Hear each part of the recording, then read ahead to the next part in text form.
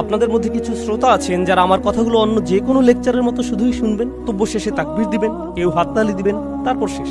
কিন্তু আমি আশা করছি আপনাদের মধ্যে কেউ কেউ আমার কথাগুলো অন্তরে গেঁথে নেবেন। আপনার সাথে কোরআনের সম্পর্ক আমি তৈরি করে দিতে পারবো না। এই কাজে একমাত্র যিনি আপনাকে সাহায্য করতে পারবেন তিনি হলেন আল্লাহ। যদি আপনি আল্লাহর দিকে ফিরে যান এবং বলেন, হে আল্লাহ, এই কিতাব আমার প্রয়োজন, এটি সেই কিতাব যা তুমি মানব জাতির সকল সমস্যা থেকে মুক্তির জন্য পাঠিয়েছ। আচ্ছা বলুন তো, লোভ কোথায় থাকে? লোভ কোথায় থাকে? অন্তরের ভিতরে।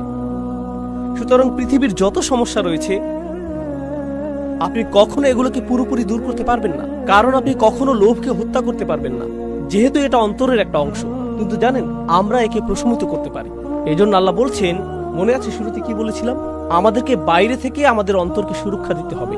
আর সেই সুরক্ষাটা কি? এটা হলো আল্লাহর বাণী। আল্লাহর কথাগুলো যখন আপনার অন্তরে প্রবেশ করে, আপনার অন্তরটা তখন অধিক শক্তিশালী হয়। আপনি তখন আপনার আকাঙ্ক্ষাগুলো সংযত রাখতে পারেন, আসক্তিগুলোকে নিয়ন্ত্রণ করতে পারেন।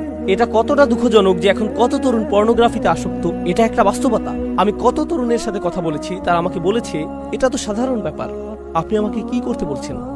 তাদের অন্তরগুলো এতটাই মৃত হয়ে গিয়েছে, তারা বলছে এটা সাধারণ বিষয়। এটা একটা স্পষ্ট চিহ্ন যে অন্তরটা মরে গেছে। কিভাবে আল্লাহর কথা সে অন্তরে প্রবেশ করবে? আমরা একটু চিন্তা করি। এই যে চোখ দুটো আল্লাহ আমাদেরকে দান করেছেন, আপনি যখন ওইসব বাজে ছবি দেখেন, এই চোখগুলোর অপব্যবহার করবেন, কিভাবে একই চোখ দুটো আল্লাহর জন্য অশ্রু ছড়াবে?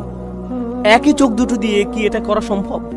এই যে জিহ্বা আল্লাহ আপনাকে দিয়েছেন, এর মাধ্যমে আপনি আল্লাহর কথাগুলো তেলাওয়াত করতে পারেন, অথচ আপনি আপনার সারাদিন অতিবাহিত করেন গালিগালাজ আর মন্দ কথা বলে। এই হাত দুটো আপনি আল্লাহর সামনে তুলেন এবং রাখেন, যাতে আপনি আল্লাহর সামনে দাঁড়াতে পারেন। এই একই হাতগুলো আপনি ব্যবহার করেন অভদ্র অঙ্গভঙ্গি করতে বা অন্যায় কাজ করতে। এই একই হাত। আমরা কিভাবে আমাদের নিজেদের ব্যাপারে সচেতন হব? আল্লাহ বলছেন, ওয়ালা তাকুনু কাল্লাযীনা নাসুল্লাহা ফাআনসাহুম আনফুসাহুম। তোমরা তাদের মতো হইও না যারা আল্লাহকে ভুলে গিয়েছিল, আর আল্লাহকে ভুলে যাওয়ার ফলে আল্লাহ তাদেরকে নিজেদের ব্যাপারে ভুলিয়ে দিয়েছেন। আপনি এমনকি জানবেনও না যে আপনি কেমন। আপনি আল্লাহর একজন সম্মানিত সৃষ্টি, কিন্তু এই লোভের কারণে আপনি একটা পশুর চেয়েও অধম হয়ে গিয়েছেন। দয়া করে নিজেকে বাঁচান, নিজেকে বাঁচান। আমি আপনাকে বাঁচাতে পারবো না। আপনাকে বাঁচানোর চেষ্টা আপনার নিজেকেই করতে হবে। আল্লাহি, যত ছবি, এগুলো প্রচারের জন্য যত বিজ্ঞাপন এবং এর সংশ্লিষ্ট যত কিছু আছে, যারা আমাদেরকে পশুর স্তরে নামিয়ে নিতে সদা তৎপর, তারা খুবই শক্তিশালী। প্রচুর টাকা ব্যয় করা হয় বাচ্চাদের মধ্যে যৌনতা ছড়িয়ে দেওয়ার জন্য।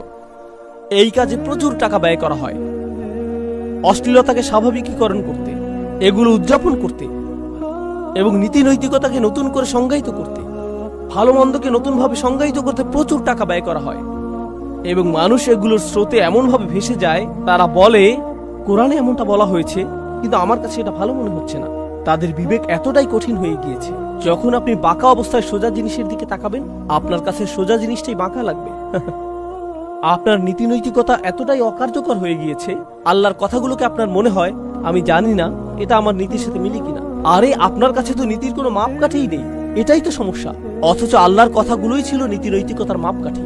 এটা এমন জিনিস যা কখনো পরিবর্তন হয় না, এবং আমি আপনাদেরকে এই ব্যাপারে প্রমাণ দিব যেটা আল্লাহ নিজেই দিয়েছেন। পৃথিবীতে যত নৈতিক মতাদর্শ এখন পর্যন্ত এসেছে, মানুষের কাছে সমাদৃত প্রতিটা মতবাদ 10 বছর পর আগের যে মতবাদটা ভুল ছিল সেটা এখন স্বীকৃত। 10 বছর পর আবার অন্য কিছু স্বীকৃতি পাবে, এর 10 বছর পর আরেকটা নতুন কিছু স্বীকৃতি পাবে। নীতি নৈতিকতার এই সীমাগুলো সবসময় পরিবর্তিত হতে থাকে, পাল্টাতে থাকে। বৈশ্বিক মূল্যবোধগুলো সবসময় বদলে যায়, কিন্তু আল্লাহর কিতাব আমাদের ভালো মন্দের সীমা নির্ধারণ করে দিয়েছে, এবং সেই যে রাসূল সাল্লাল্লাহু আলাইহি সাল্লামের সময় এই সীমা নির্ধারণ করা হয়েছিল, আজও তা সুপ্রতিষ্ঠিত। ওয়ালাম ইয়াজআল লাহু ইওয়াজা। আর তিনি এতে বিচ্যুতির কোনো অবকাশ রাখেননি। আমাদের বিচ্যুতি হয়, আমরা এক রেওয়াজ থেকে অন্য রেওয়াজে, এক দর্শন থেকে অন্য দর্শনে, ভালো মন্দের একরকমের সংজ্ঞা থেকে অন্যরকম সংজ্ঞায় যাই। কিন্তু আপনি যদি এই কিতাবকে আঁকড়ে ধরতে পারেন, যত বড় ঝড়ই আসুক না কেন, আপনি আপনার জায়গায় টিকে থাকতে পারবেন। আপনি আপনার জায়গায় টিকে থাকতে পারবেন। আর যদি আঁকড়ে ধরতে না পারেন, তাহলে আপনি মুসলিম, খ্রিস্টান, ইহুদি, হিন্দু, নাস্তিক, শিখ, যাই হন না কেন, আপনি কোনো না কোনো দিকে ভেসে যাবেন। বাইরে থেকে আপনাকে দেখতে মুসলিম বা অন্য যে কারো মতো লাগতে পারে, ভেতর থেকে আপনি সেই একই লোভী এবং নিম্নমানের মানুষের উদাহরণ হয়ে থাকলেন। ইসলাম আমাদের ভেতরটা পরিবর্তন করতে এসেছে, শুধুমাত্র আমাদের বাহ্যিক পরিবর্তন করতে আসেনি। অন্তরের ভেতরের সঠিক পরিবর্তন হলো এই ধর্মের মূল উদ্দেশ্য। অন্তরের ভেতরের পরিবর্তন হলো এই পৃথিবীটাকে আমাদের অন্যরকম মনে হবে, মূলত এই কথাটাই আমি আপনাদের সাথে শেয়ার করতে চেয়েছি। এই পরিবর্তনটা আপনার ভেতরে কেবল তখনই আসবে যখন আপনি সঠিক মনোভাব নিয়ে আল্লাহর কিতাবের কাছে আসবেন। যদি আমরা সঠিক মনোভাব নিয়ে আল্লাহর কিতাবের কাছে আসি, আমাদের অন্তরে পরিবর্তন আসবেই, আমাদের অন্তরে পরিবর্তন আসবেই। এবং এটা আপনাদের জন্য আমার আজকের শেষ কথা,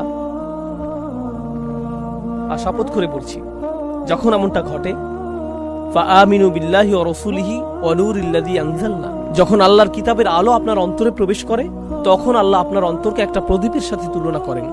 এবং একটা প্রদীপ শুধু নিজেই আলোকিত হয় না, এটা আলো ছড়ায়ও। কথাটা কি সত্য নয়? একটা প্রদীপের কেবল নিজের আলো আছে তা কিন্তু নয়, এটা তার আশেপাশের জন্য আলোর একটা উৎস হয়ে ওঠে। আচ্ছা, প্রদীপ কখন কাজে লাগে, দিনে নাকি রাতে? বলুন তো। রাতে। এর মানে হলো আপনারা এমন মানুষ হবেন যারা ঘোর কালো অন্ধকার যুগে বাস করবেন। আপনারা নিজেরা শুধুমাত্র আলোকিত থাকবেন তাই নয়, অন্যজনের জন্য আলোর উৎস হবেন। কারণ আমাদেরকে অন্ধকার চারপাশ থেকে প্রবলভাবে ছেয়ে রেখেছে। দেখুন, আমরা এখন অন্ধকার রাতে বাস করছি। বর্তমান সময়টা মানব সভ্যতার জন্য কালো রাত। প্রযুক্তি বেড়েছে, উন্নয়ন বেড়েছে, মানুষের জ্ঞান বেড়েছে, কিন্তু সঠিক পথের সন্ধান নেই। আর এগুলোর সাথে সাথে মানুষের লোভও বেড়েছে, লাগামহীন লোভ বেড়েছে। এসবের ফলে মানুষের মধ্যে ধার্মিকতা কমেছে, ভদ্রতা কমেছে, নৈতিকতা কমে গিয়েছে। সুবহানাল্লাহ।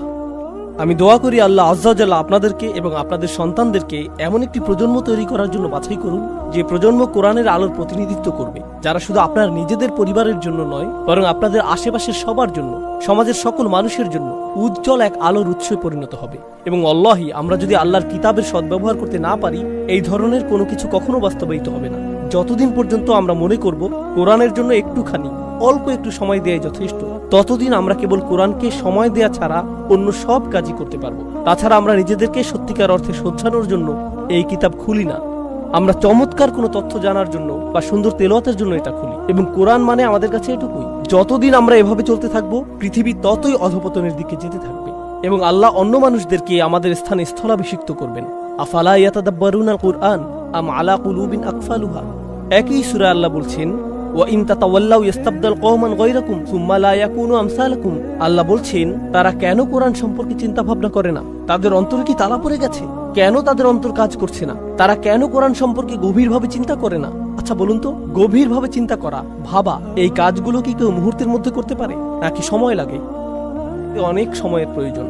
সুতরাং আল্লাহ বলছেন, তারা কেন কোরআন নিয়ে চিন্তা করতে নিজেদের সময় দিচ্ছে না? আল্লাহ নিজেই বলছেন কেন তারা এটা করছে না। ও, নিশ্চয়ই তাদের অন্তর আটকা পড়ে আছে। বলুন তো, তারা কিসে আটকা পড়ে আছে? লোভে। এবং পরবর্তীতে একই সূরায়, সূরা মুহাম্মাদে আল্লাহ আজ্জা ওয়া জাল্লা বলছেন, ওয়া ইন তাতাওয়াল্লাউ ইস্তাবদিল কওমান গায়রাকুম সুম্মা লা ইয়াকুনু আমসালাকুম। আর যদি তোমরা মুখ ফিরিয়ে নাও, তবে আল্লাহ তোমাদের স্থানে অন্য কোনো জাতিকে স্থলাভিষিক্ত করবেন, যারা তোমাদের মতো ব্যর্থ হবে না। আক্ষরিকভাবে আপনারা যদি আল্লাহর কিতাবের সাথে দায়িত্বহীন আচরণ করেন, তবে আল্লাহর জন্য এটা করা মোটেও কঠিন হবে না যে তিনি এই পুরো উম্মাহকে অন্য একটা উম্মাহ দ্বারা প্রতিস্থাপন করবেন। তিনি আগেও এমনটা করেছেন। দেখুন, আমি জানি আমাকে সবাই যেটা মনে করে, আমি আপনাদের সাথে মজা করে কথা বলার ছিল। যেখানেই যাই আলোচনার মধ্যে দু একটা কৌতুক বলি, কিন্তু মাঝে মাঝে আলোচনা করার সময় আমার মাথায় শুধু আলোচ্য বিষয়টাই থাকে। আমি দুঃখিত, আজকে এরকমই একটা রাত। দেখুন, মজা তো অনেক হলো, আসুন এখন অন্তত একটু সিরিয়াস হই। আমরা যথেষ্ট উপভোগ করেছি। আপনার কি মনে হয় না জীবনে আমরা যথেষ্ট উপভোগ করেছি? কেই বা সিরিয়াস হতে চাই বলুন? আমি সত্যিই হাস্যরসে বিশ্বাসী একজন মানুষ, এবং আমি মনে করি দীর্ঘ সময় ধরে ইসলামকে অনেক কঠোর বলে উপস্থাপন করা হয়েছে, এবং আমি এটা একেবারেই পছন্দ করি না। কিন্তু ইসলামের কিছু বিষয় রয়েছে যেগুলোর ব্যাপারে আপনাকে একটু কঠোর হতে হবে। এটা একটা স্বাভাবিক প্রকাশভঙ্গি। সাধারণত আমি রেগে যাই না, আমি মনে করি এটা আমার স্বাভাবিকতা। অন্তত আমি এটা ভাবতে পছন্দ করি। আমার স্ত্রীকে জিজ্ঞেস করতে পারেন। কিন্তু জানেন, কখনো কখনো আমাদের একটু পেছনে ফিরে দেখা দরকার যে আমরা কি করছি। আমাদের দেখা দরকার আসলেই আমরা কি করছি। আপনাদের সবাইকে অসংখ্য ধন্যবাদ ধৈর্য সহকারে শোনার জন্য। জাযাকুমুল্লাহু খাইরান। আসসালামু আলাইকুম ওয়া রাহমাতুল্লাহি ওয়া বারাকাতুহু।